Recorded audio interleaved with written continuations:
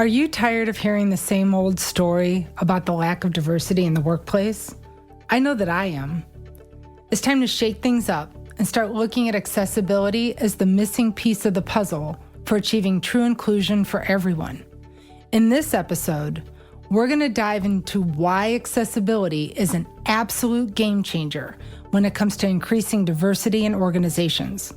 I'll be answering your questions and explaining why prioritizing disability inclusion and accessibility is crucial if we want to create inclusive and neurodiverse workplaces.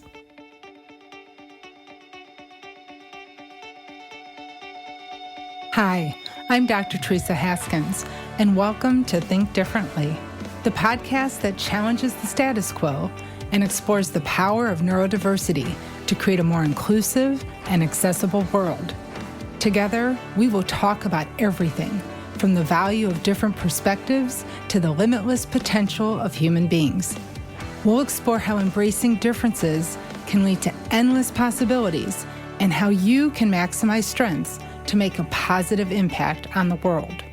So sit back, relax, and join me as we get ready to think differently. Hi, everyone. At the end of the last episode, I said we would discuss the importance of supporting executive functioning and how it isn't a far stretch from our current administrative support setups in corporate America. But we're going to pause on that idea and go to another topic that's been getting a lot of buzz lately. And that's whether accessibility is the missing piece in diversity, equity, and inclusion, or easier said, DEI efforts. There's been quite a bit of debate surrounding whether or not accessibility should even be a part of DEI and how great the need actually is.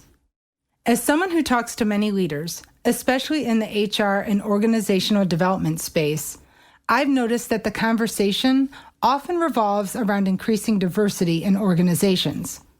And that's great to hear.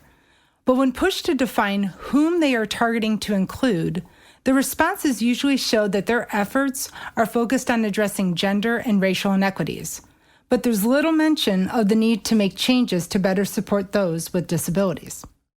And this is important because if we're not focused on disability inclusion, then we're probably not addressing accessibility issues too. And without access and accommodations, disability inclusion and neurodiversity cannot be achieved.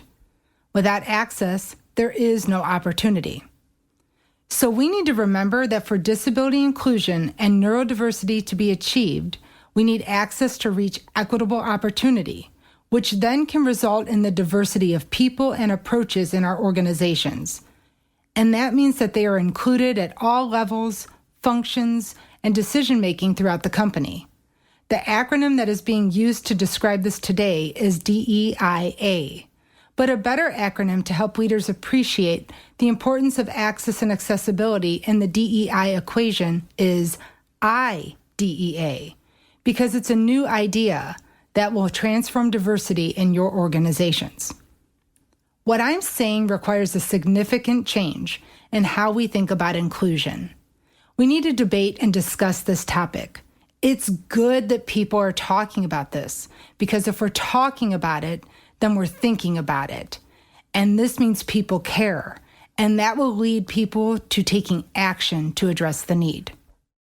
I really want to challenge you to think about whether disability inclusion and accessibility are at the forefront of your planning.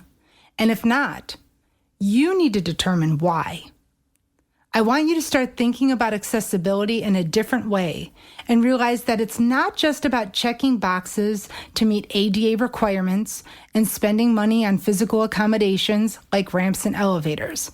It's creating a foundation for access to the many diversities that exist in our world and workplaces. When most people think about accessibility, they tend to focus on the physical aspects of it. But we need to start thinking about accessibility as a mindset that needs to be built into all aspects of an organization's plans and designs. We also need to start realizing that people with disabilities are not less intelligent or less capable than others. Yes, they may face barriers to full participation, But it's often because organizations did not consider accessibility when designing their workstations and operations. And while retrofitting and making one-off accommodations for people with disabilities can be done, we could save a lot of time and money if we were not trying to deploy workarounds and instead prioritize addressing accessibility issues from the start. True access is not supporting physical impairments. It's about creating pathways that include people who operate and think differently than you do. If people cannot or will not engage in new ways and ensure others have access to the same opportunities, there is no diversity. There is no inclusion, equity, or belonging. So before we can create accessible workplaces, we need to have an accessible mindset. And that starts with leadership. That starts with you. If you don't include people with disabilities in your diversity and inclusion efforts, your business plans, and your strategies, then you won't plan for or think about accessibility issues. It's really as simple as that. And I will repeatedly say today, accessibility is not just about physical and technological accommodations. Accessibility requires changes in perception, culture, talent management processes, and employee resources. We cannot achieve neurodiversity without addressing the barriers to inclusion from all disability and diversity angles. Neurodivergence is a growing population, and it includes people with autism, ADHD, dyslexia, dyscalculia, dyspraxia, Tourette syndrome. And these constructs also support people with anxiety disorders, PTSD, and other mental health conditions. Everyone deserves equal opportunities to work, and accessibility is about creating an environment where people with neurovariances can thrive too. So accessibility is not just about culture or physical and technological accommodations. As I said, it's a mindset and a business strategy that needs to be built into all aspects of an organization, including operations, HR, and business and people management. I understand that there are many questions about accessibility in the workplace, and today we're going to cover some of them to help leaders like you understand why accessibility is so essential for inclusion and why it needs to be made a priority. We'll explore how we can encourage more organizations and their leaders to recognize the importance of accessibility as a means of fostering inclusion. So let's dive into these questions now and discuss ways that we can promote accessibility in the workplace. The one question I get quite often is, why do you think accessibility is not usually included in the typical DEI conversations within an organization? To answer this question, I think there are many reasons why disability and accessibility are not a primary focus of DEI today. First off, there's a pretty big misconception out there that including people with disabilities in the workforce is risky. And there are also stigmas about disabilities that negatively impact inclusion. For example, there's this notion that individuals with disabilities can't perform the same tasks, or that their disability limits their capabilities, which simply isn't true. There are some leaders that believe disabled people have the right to work, but these same leaders are convinced that those people couldn't be successful at their company. And perhaps they are right. Under the current structure, their workplace may be inaccessible without modification. And because many continue to manage work as they always did before, these stigmas and inaccurate beliefs persist and can lead organizations to prioritize other aspects of diversity and inclusion, such as race and gender, over accessibility. Another issue is that many people don't fully understand what accessibility means and why it's so important. When people think of disabilities, they're often focused on the condition and individual accommodations. So they are thinking of individual aligned solutions and only providing support when required and justified as a need. Some people only think about accommodations that apply to individuals with physical disabilities. Like I said, those who use wheelchairs or have visual impairments. The truth is they don't know what they don't know. But we know that accessibility needs and requirements go beyond physical changes and resources to modify workstations and workspaces. Individuals, including those with invisible health conditions, developmental disabilities, learning differences, and mental health conditions, also need supports that can be universally implemented. But they require changes in management practices, work approach modifications, and differentiation in communications. In some cases, how organizations interpret legal requirements for disability accommodation also impacts how accessible an organization will be. Depending on where you are, laws and regulations may require organizations to provide equal access to their product and services for individuals with disabilities.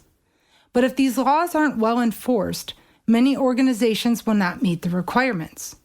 Or they will implement constructs that they feel are reasonable accommodations, but end up ineffective in equalizing access and opportunity. And that's just one challenge, for example, with the Americans with Disabilities Act, is the use of the word reasonable when it comes to the requirement of providing accommodation. The law requires organizations and companies with 15 or more employees to provide reasonable accommodations, but the definition of what is reasonable can vary from one company to another.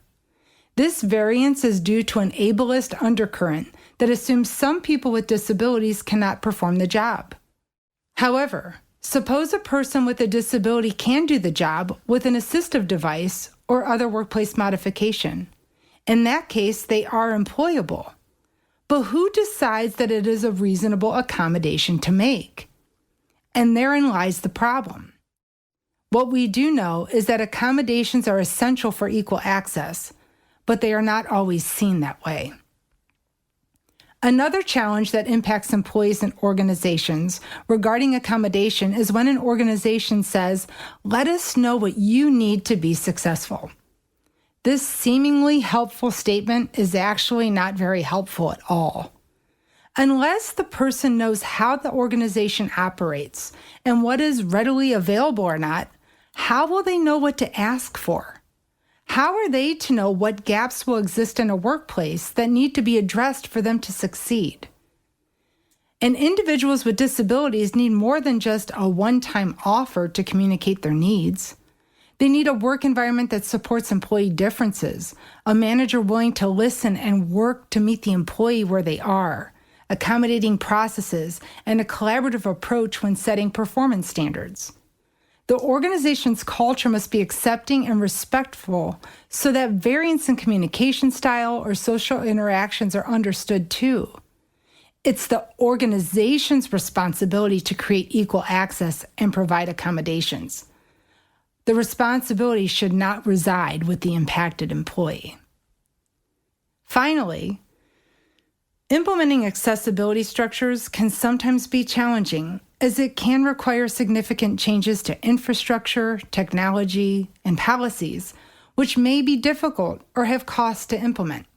However, the types of changes needed for neurodivergent individuals often don't require changes with monetary cost, but rather an investment with managers and peers to learn and accept new ways of working. Even when organizations want to do the right things, they may not always have the expertise or resources to guide them in making these organization-wide changes. There is good news here, though, and that is if we recognize the importance of accessibility for creating an inclusive and equitable work environment, we can prioritize accessibility initiatives and proactively make new and existing management and talent processes and systems more accessible to neurodivergent individuals, and reduce the need for one-off accommodations and mitigation techniques. By committing to understanding your organization's current accessibility situation and planning to implement more universally accessible constructs, you can take a big step towards promoting a more diverse and inclusive workplace with less effort and considerably less risk. Okay, on to the next question. So one of our listeners asked, how much more innovative and creative would an organization be if its workforce was truly diverse and inclusive? Well, research has actually shown that diverse and inclusive teams can be more innovative and creative, as well as make better decisions and solve problems more effectively. For example, a study published in Harvard Business Review found that diverse teams can better identify errors and process information, leading to higher quality outcomes. But it's not just about the neurodivergent population. Creating inclusive workplaces that support individuals with ADHD, autism, dyslexia, and other neurodivergent conditions can also enhance the creativity and innovation of neurotypical employees and their managers too. In fact, when I studied leaders' management practices to include autistic individuals on their teams, I found that the leaders' willingness to implement novel approaches resulted in increased motivation and enhanced performance outcomes. And a study by Accenture had similar findings. They learned that when companies prioritize diversity and inclusion, they found the managers to be more innovative and engaged with their employees. What we know is that by increasing access to opportunities and creating inclusive cultures, organizations can tap into a unique talent pool and get unique perspectives that can enhance innovation and creativity. And when leaders prioritize neurodiversity to create these inclusive cultures, they also foster a sense of belonging, and that leads to higher levels of employee engagement, job satisfaction, and retention.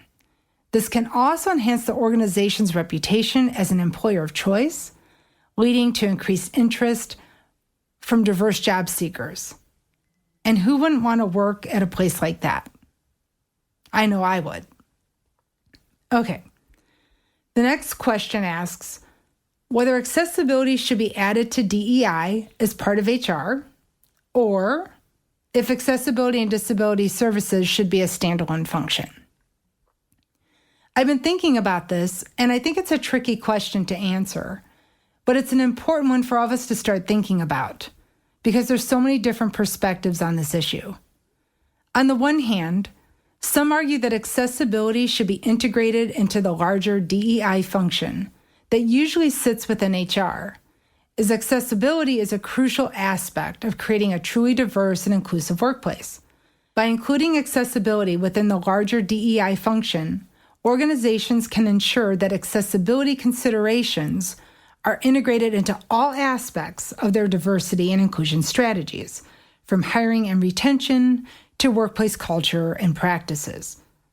On the other hand, others argue that accessibility services should be a standalone function, separate from the larger DEIA function. This perspective recognizes that accessibility requires a very unique set of skills and expertise, and that having a dedicated accessibility team can ensure that accommodations and other considerations are given the attention and resources they need. Yet, there are others that believe that DEI and accessibility should reside within the business, that DEIA should not be an HR addition nor a standalone department, but integrated into the DNA of the business. I agree that for diversity, access, and inclusion to be fully realized, it must be integrated into every process, approach, change plan, management practice, system configuration, and building and workstation design. For true inclusion, accessibility must be a part of everything we do. However, I realize that not all organizations are at the same level of maturity and readiness on the inclusion spectrum. Therefore, the best approach to becoming a more accessible, neurodiverse, and disability-inclusive workplace will depend on the specific needs and goals of the organization, as well as the size and structure of the company. We have to remember diversity is a long game, and in a marathon, we need to make steady progress toward our desired future state and take it one step at a time. So regardless of where accessibility and disability inclusion services sit within the organization, what I think that matters most is that accessibility considerations are integrated into all aspects of the organization's diversity inclusion strategies, and that there is a culture of inclusion and support for individuals with disabilities and neurodivergence. Okay, the last question for today is the one I get the most often, and that is, how can organizations make their workplace more accessible for people who are neurodiverse? And are there any specific steps that they can take to create a more inclusive environment? When it comes to creating an accessible workplace for neurodivergent individuals, there are several steps that organizations can take to ensure that a welcoming and supportive environment exists. It's important to understand that everyone processes information and interacts with the world differently, and accommodating these differences can help to promote inclusion and diversity within your workplace. So there are a few strategies that organizations can implement right now to create a more neurodiverse and accessible place. So first, provide some education and training to employees on neurodiversity and the different ways in which people process information and communicate. This can help to raise awareness and reduce stigma and discrimination towards individuals with neurodivergent traits. Next, offer accommodations such as assistive technology, flexible work arrangements, and sensory-friendly workplaces to meet the diverse needs of neurodivergent individuals. It's also important to foster a supportive environment that focuses on strengths and values new perspectives. This can mean advocating for a culture of respect, rewarding teamwork and collaboration, encouraging open and direct communication, and offering continuous professional development and growth opportunities. In terms of communication, we do need to make sure that we provide clear and concise messaging that is easy to understand and avoid jargon and metaphors. This can be especially important for individuals with language processing differences. Additionally, offering mentoring or advocacy resources to help neurodivergent individuals navigate the workplace and difficult conversations helps bridge differences and support more effective discussions. It also gives employers better insight on the employees' needs, too. Lastly, it's essential to review our workplace policies and procedures to ensure that they're inclusive to neurodivergent individuals. This can include policies and processes related to recruitment, training, performance management, and employee engagement, as employee success is impacted by all these areas. I am confident that if organizations implement these types of strategies, they will create an organization that is more neurodiverse ready and accessible to all. Okay, everyone, we covered a lot of ground today, and one thing is clear. At the end of the day, people with disabilities deserve the same opportunities as everyone else. If they cannot engage effectively to showcase their skills and potential, they cannot fully participate in the workplace. And this is where accessibility comes in. As I said, accessibility is not just about physical accommodations. It's about creating an inclusive mindset and environment that allows everyone to participate fully. It's not enough for organizations to say they promote diversity and inclusion if they do not include disability in their efforts. It's time for companies to invest the necessary money and effort to address disability inclusion, just as they do for race and gender equity issues today. So for now, if you see something, say something. If you see that variance is an exclusionary factor on your team, raise it. Focus on access. Watch for potential and keep supporting diverse ways of being. And if you're ready to take action, connect with me. I'm here and ready to help. Thank you for listening to this episode of Think Differently. I hope you found our discussion today insightful and thought-provoking. I want to thank Audio Work Studios for their exceptional production and recording support. Without their expertise and dedication, this podcast would not be possible. If you enjoyed this episode, we encourage you to share it with others. Your support helps us to reach new audiences and promote neurodiversity in our world. Also, be sure to subscribe to this podcast on iHeartRadio, Spotify, Apple Podcasts, or your favorite platform so that you can stay up to date on the latest episodes. We look forward to seeing you again soon on Think Differently.